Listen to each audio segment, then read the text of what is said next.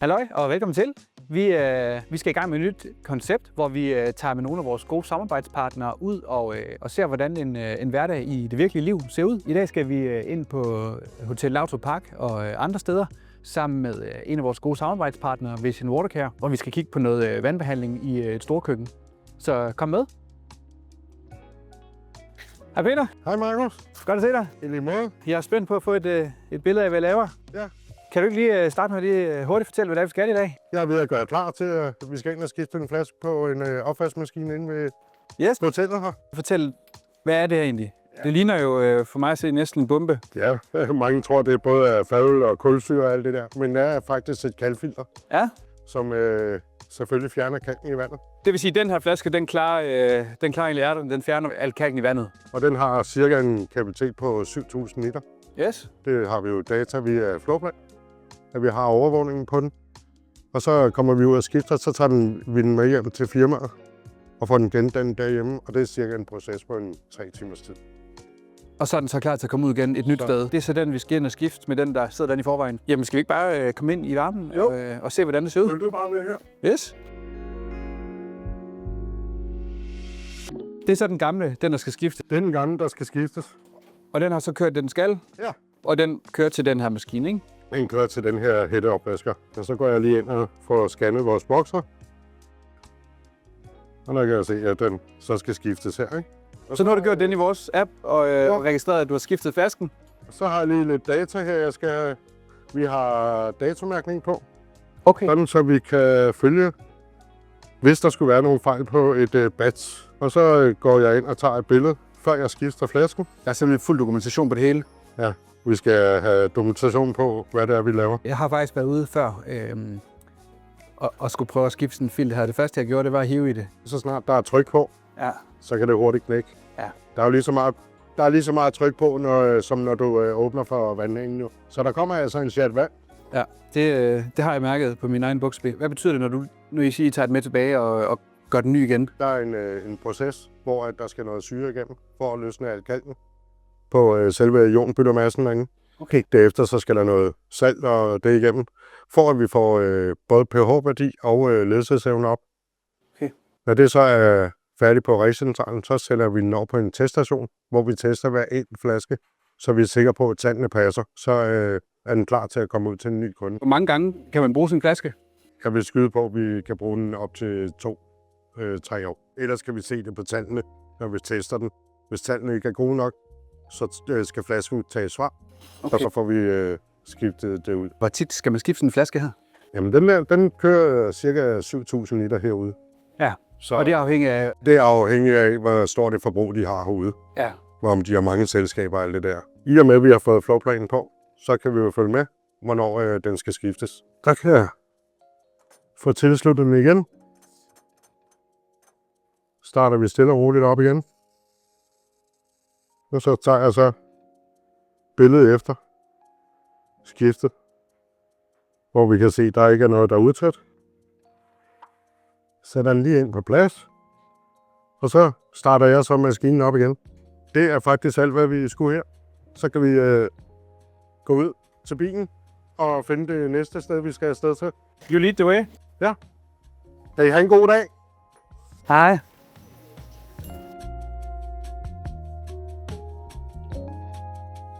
Jeg har sådan en kran til at hjælpe. Okay. Nå, for det tænkte jeg faktisk godt over. Jeg tænkte 45 kilo op i bilen, den Vi skal jo passe på vores ryg og alt det, ikke? Alle bilerne er udstyret med den her.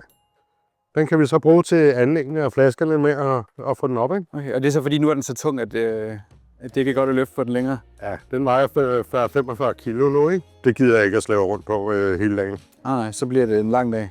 Så skal jeg jo til kiropraktor hver anden uge, ikke? Og du har en ordentlig stak filter legnet op, den kan jeg se. Ja. Er det alt det, vi skal ud til i dag? Nogle af dem er. Og de resterende, det er, hvis nu vi har nogle kunder, der ringer ind, så kan vi eventuelt rykke ud samme dag. Genialt. Men hop du bare med ind her. Tak. Jo. Jeg vil køre med til næste stops. Så er vi på vejen igen.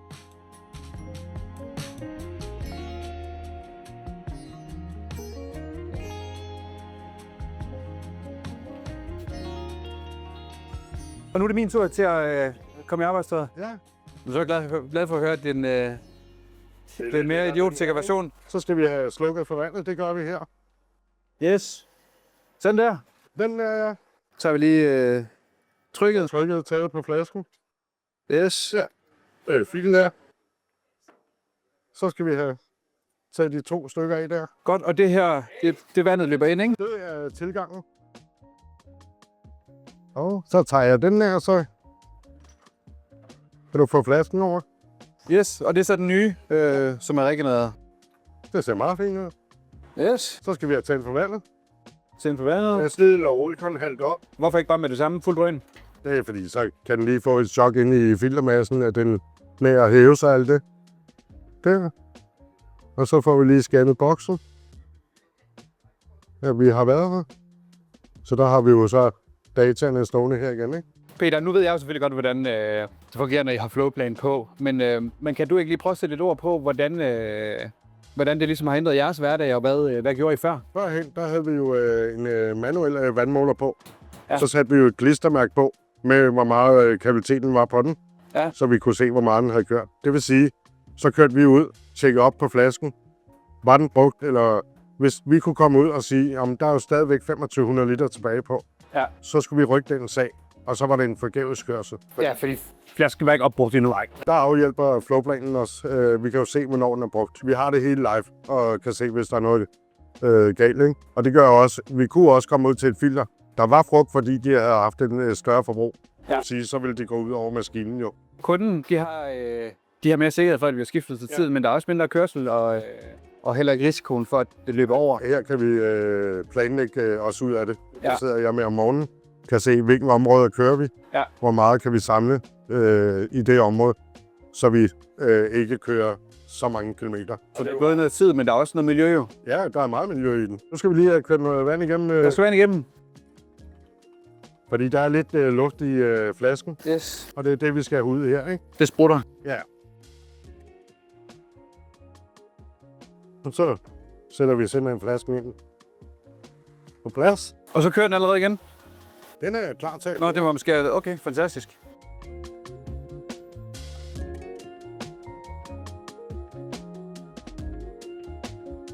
Og lige den her type her, den kan jeg også få tømt for vand. Nå, så blæser du den ud? Ja, fordi hvis vi nu ikke får tømt flasken af i løbet af dagen, Ja. så har vi overvægt på. Nå, så bliver bilen simpelthen for tung? Ja. Okay. Så kan jeg simpelthen kumpe vand ud. Det er sgu smart. Og så mens den laver det, så kan jeg jo stå og lave mit tasteapparat normalvis her. På at sætte dato ind og... Fik vi scannet sådan anden? Ja. Ja, man må kun skifte den en gang. Så går den ind og siger fejl, hvis du har gjort det. Så den fortæller også, hvis du havde scannet den. Man kan kun skifte en gang om dagen, fordi der er nok ikke nogen sted i praksis, hvor du med vilje skifter den 2 gange.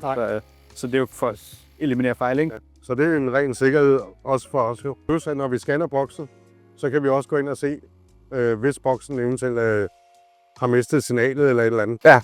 Eller der er et batteriskift. Så kan vi også få ordnet det samtidig. Men nu er flasken tom på vand.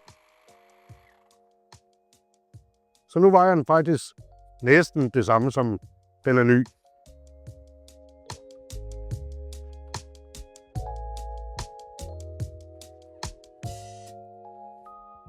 Lad os komme videre til det næste. Yes.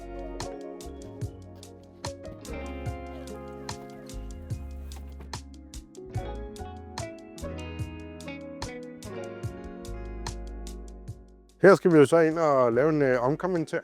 Yes, og hvad betyder det? Den flaske, der sidder derinde, det er Brita-filter. Ja. Den får vi ombyttet til en T19 Shine Okay. af den nye type. Hvis du tager den, så tager jeg flasken. Godt. Jamen, ind med os i varmen. Så skal vi bare hen til venstre her. Der har vi filteret stående hernede bagved. Yes, og det er også til en opvaskemaskine. Det er det. Det er så bare en lidt anden type opvaskemaskine end den. vi har stående derhjemme. Her der kører vi måske 60-70 vaske igennem i løbet af en dag. Og det er måske også forklaringen på, hvorfor man skal have et kalkfilter på til at fjerne, fordi der kører så meget vand. Ja, for ellers går maskinen i stykker, ikke? Og nu er det et filter, der skal skiftes om, siger du? Det er så den her. Det er så et Brita-filter. Hvorfor skifter vi det om? Det er fordi, at det er jo en anden type, end den vi normalvis kører med. Ja. Som er stort set et engangsfilter, der sidder i den her. Ja. Så vil vi gerne have den over, så det bliver grønt at køre på vores system. Til dem, I kan regenerere. Og plus, det bliver lettere for os at skifte, i og med, at vi kender systemet. Ja. Og det giver også lidt måske lidt bedre resultat for kunden. Og så fremover, så kører den selvfølgelig bare som de andre med et simpelt filterskift. Ja. Og der er i forvejen en floatpan på her, kan jeg se. Og det er jo selvfølgelig fordi, at det er jo også ligeglad, hvad det sidder på. Det måler bare. Det måler. Hvor tit konverterer I, ligesom her, til en anden slags? Tænker, vi har en alt mellem 2 og 5 udskiftninger cirka per uge. Men det svinger meget. Også hvis det er, vi kommer til at overtage nogle nye kunder, Ja. som gerne vil have den nye type på. Så nu er det sådan set plug and play til næste gang. Og Stort set. Og så går jeg lige ind og scanner, så jeg kan få tilpasset systemet her. Få udluftning i den nye flaske. Og nu mens vi var, så kan jeg lige høre, der kom der kom de 4 bip. de 4 bip, sådan online. Ja. Så nu kører alting også fuldstændig som det skal ind i systemet. Vi ses, Emma. Nu er jeg næsten udlært i... Ja, det tager stadigvæk lige lidt tid, ikke? Ja, klart. Men nu har du i hvert fald set, hvad det går ud på. Ja. Nu kunne det jo være, at det næste step, det er, at du skal se, hvordan de bliver produceret hjemme i firmaet, så de er klar til at komme ud til en ny kunde. Det vil jeg meget gerne. Det må vi lige følge op på. Ja. Fedt. Så, men tak for i dag. Tak for nu, Peter. Ja. God dag. I lige måde. Jeg drøner ud til nogle flere kunder. Og det var så en dag på arbejde sammen med Peter fra Vision Watercare, hvor jeg har været i praktik som servicetekniker i vandbranchen. Jeg håber, I synes, videoen har været interessant. Det er den første af forhåbentlig mange i serien, hvor vi tager med ud med nogle af vores gode samarbejdspartnere og får et indblik i, hvordan deres hverdag ser ud. Tak for nu. Hej hej.